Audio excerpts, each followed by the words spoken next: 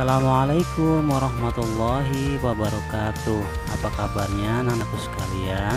Semoga hari ini kita diberikan kebaikan dan kesehatan dari Allah Subhanahu wa Ta'ala.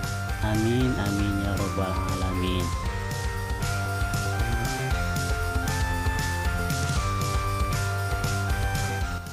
Anak-anakku sekalian, pada hari ini kita akan mempelajari materi pendidikan agama Islam kelas 4 pelajaran kedua, yaitu temanya beriman kepada Allah dan Rasulnya, dengan subtema kedua, iman kepada Rasul-Rasul Allah.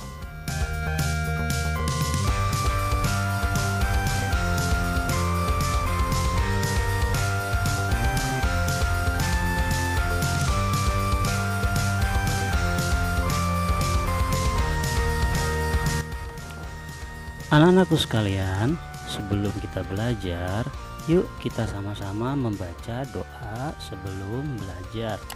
Rabbi zidni ilman warzuqni fahman waj'alni minas sholihin. Amin. Anak-anakku sekalian, mari kita mulai saja pelajaran kita kali ini, yaitu tentang iman kepada Rasul-Rasul Allah.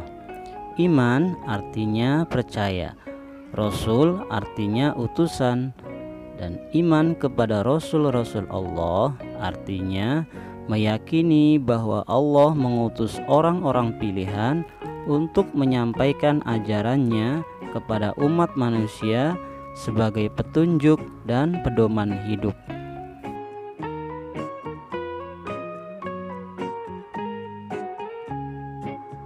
Mengapa manusia perlu petunjuk? Karena manusia memiliki keterbatasan pengetahuan. Misalnya saja, seseorang akan pergi dari kota A menuju kota B. Tanpa petunjuk, orang ini akan kebingungan ke arah mana ia harus menempuh untuk menuju ke kota B. Tetapi dengan petunjuk, orang ini akan mudah menemukan jalan menuju kota B, dan tentunya tidak akan tersesat sampai ke kota B.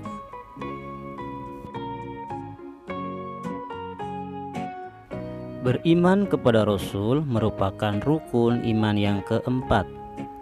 Iman kepada Rasul Allah adalah meyakini dengan sepenuh hati bahwa Rasul itu benar-benar utusan Allah yang ditugaskan untuk membimbing umatnya ke jalan yang benar agar selamat di dunia dan akhirat. Dalilnya, Allah berfirman dalam Quran surat An-Nisa ayat 136 yang artinya, "Wahai orang-orang yang beriman, tetaplah beriman kepada Allah dan Rasul-Nya, dan kepada kitab yang Allah turunkan kepada Rasul-Rasulnya, serta kitab yang Allah turunkan sebelumnya. Barang siapa yang kafir kepada Allah, malaikat-malaikatnya, kitab-kitabnya, rasul-rasulnya, dan hari kemudian, maka sesungguhnya orang itu telah sesat sejauh-jauhnya." Quran surat An-Nisa ayat 136.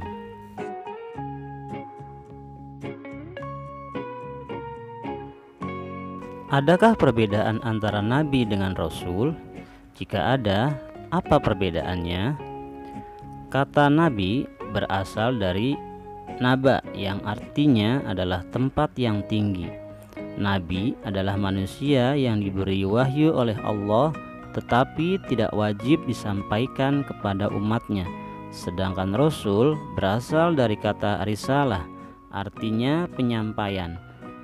Jadi rasul adalah manusia yang diberi wahyu oleh Allah dan diwajibkan untuk menyampaikan kepada umatnya.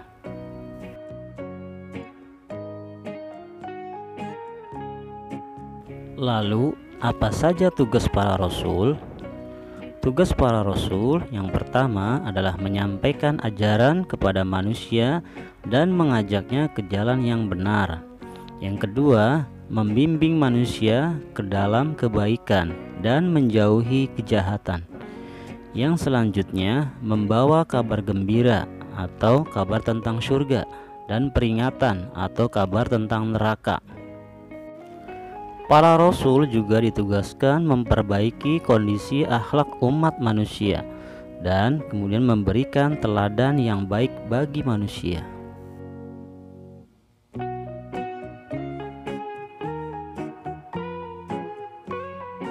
Lalu ajaran apa yang dibawa oleh para nabi dan rasul? Ada 3 ajaran pokok yang dibawa oleh para nabi dan rasul. Yang pertama yaitu tentang akidah, yaitu yang memberi tuntunan iman bahwa Allah itu Maha Esa. Tidak ada yang patut disembah kecuali Allah. Ajaran ini juga memberi tuntunan untuk meyakini berbagai macam hal gaib, seperti kematian, hari kebangkitan, hari pembalasan, serta surga dan neraka. Yang kedua, ajaran pokok yang disampaikan oleh para nabi dan rasul adalah tentang syariat, yaitu mengajarkan umat manusia untuk meninggalkan segala yang dilarang serta menjalankan segala yang menjadi aturan-aturannya. Yang ketiga, ajaran pokoknya adalah tentang akhlak atau moral, yang mengajarkan kepada manusia tentang sikap mulia dan berbuat kebaikan.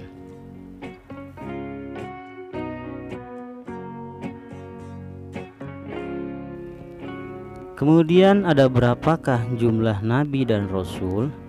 Jumlah para nabi yang diutus oleh Allah melebihi jumlah rasul.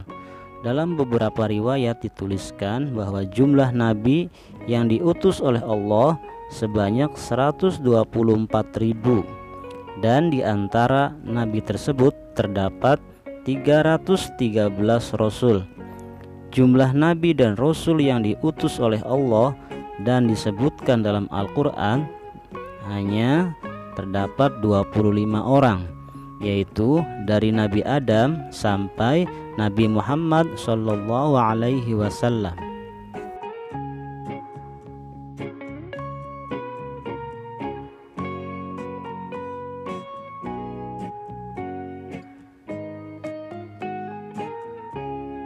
Kemudian apa manfaatnya beriman kepada Rasul atau hikmah beriman kepada para Rasul?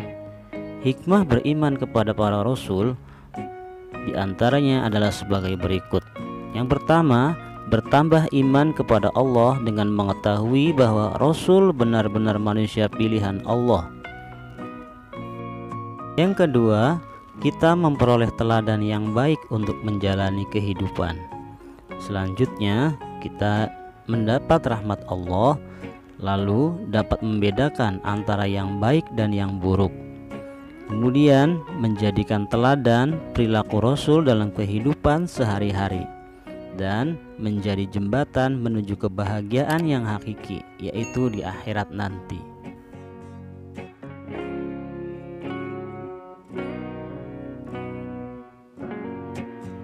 Dan berikut ini adalah contoh perilaku beriman kepada para Rasul. Yang pertama yaitu kita menjalankan apa yang diperintahkan oleh Rasulullah. Yang kedua, menjadikan Rasul sebagai suri tauladan. Selanjutnya, bersolawat atasnya dengan bacaan solawat yang telah dicontohkannya. Yang berikutnya, berusaha untuk senantiasa menjalankan sunnah-sunnahnya. Kemudian berkata baik dan benar kepada siapapun, jujur dalam segala perkataan dan perbuatan, melaksanakan amanah dengan sebaik-baiknya. Selanjutnya, kita harus berakhlakul karimah atau berakhlak mulia dan mempelajari sejarah-sejarah para rasul.